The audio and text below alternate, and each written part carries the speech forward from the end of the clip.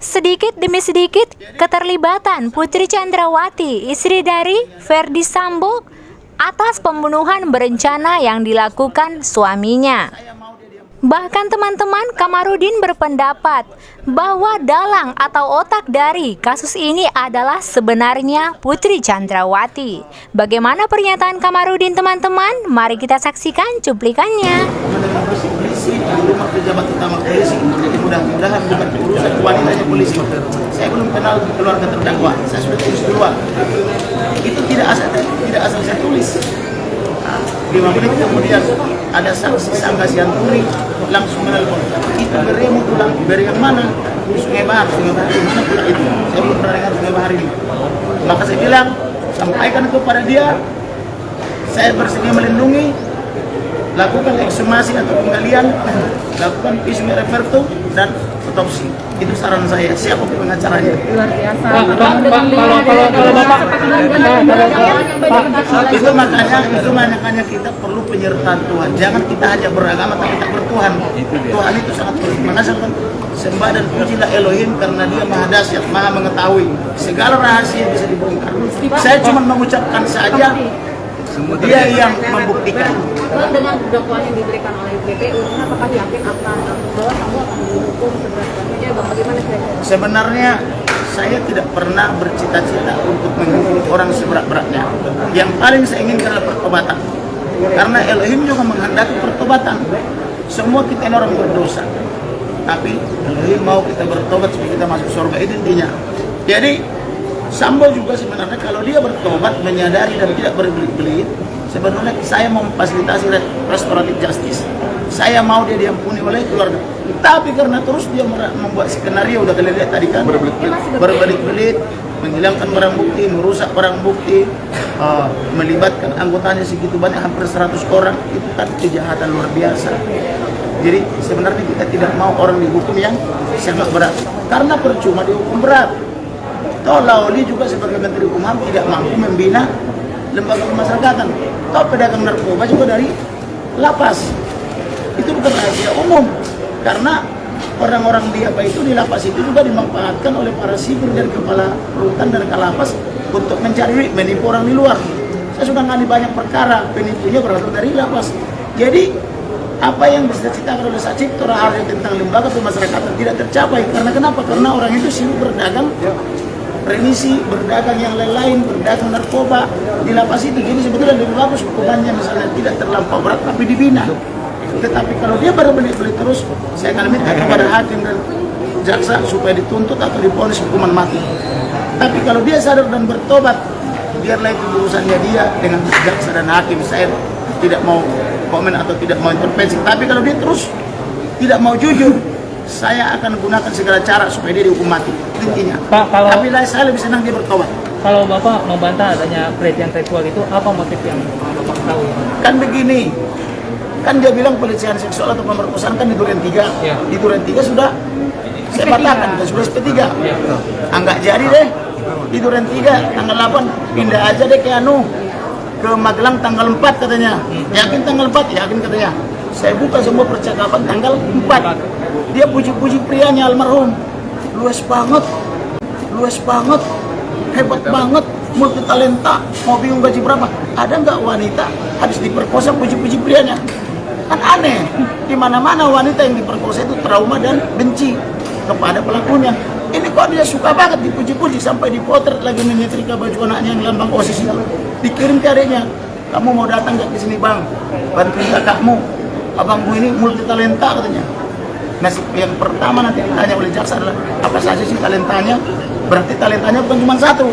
Multi talenta kan banyak talenta. Apa saja? Itu pertanyaan nanti jaksa. Kalau saya jadi jaksa ya, kenapa ibu katakan, ibu Putri katakan almarhum ini multi talenta? Apa sih talentanya kan gitu? Setelah itu, oh nggak jadi Duren 3, nggak jadi tanggal 4, tanggal 7 deh katanya. Toh masih saya ikuti tanggal 7 prianya diundang ke kamarnya, kamar tidur almarhum maksudnya diundang. Curhat-curhat seperempat jam disaksikan oleh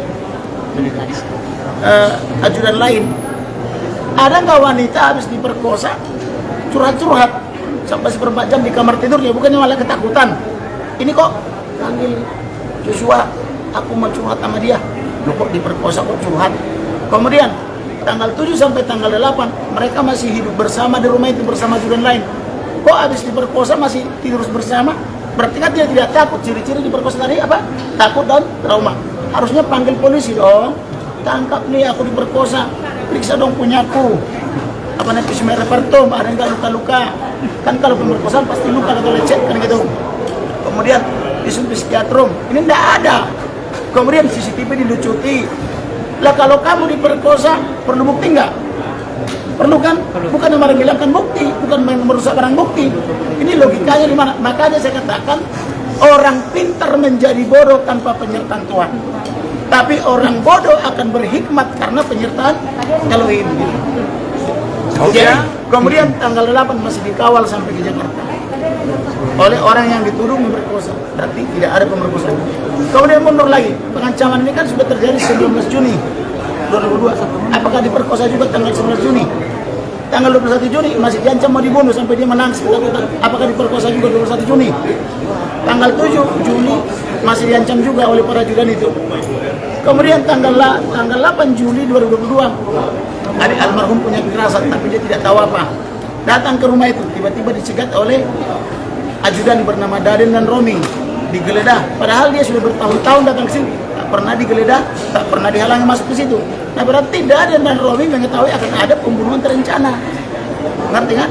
Kemudian saya katakan, oh dia melakukan pembunuhan terencana dengan diduga pembasahan peredam, pakai sarung tangan, melakukan tembak-tembak dinding supaya terkesan tembak menembak. Oh enggak, dia pakai sarung tangan karena mau berangkat main bola tenis katanya. Kok main bola tenis kok bawanya pistol sampai terjatuh pistolnya? Kalau orang mau bawa bola tenis bawanya stick sama bolanya, raket dan ininya. Bang, ini kan sampai akhir tampaknya satu masih tahan tetap dengan konsisten dengan pernyataan. Kalau dia konsisten dia dihukum mati. Ya, itu jawabannya. Nggak konsisten berubah. Siap. Terima kasih Pak. Terima kasih Pak.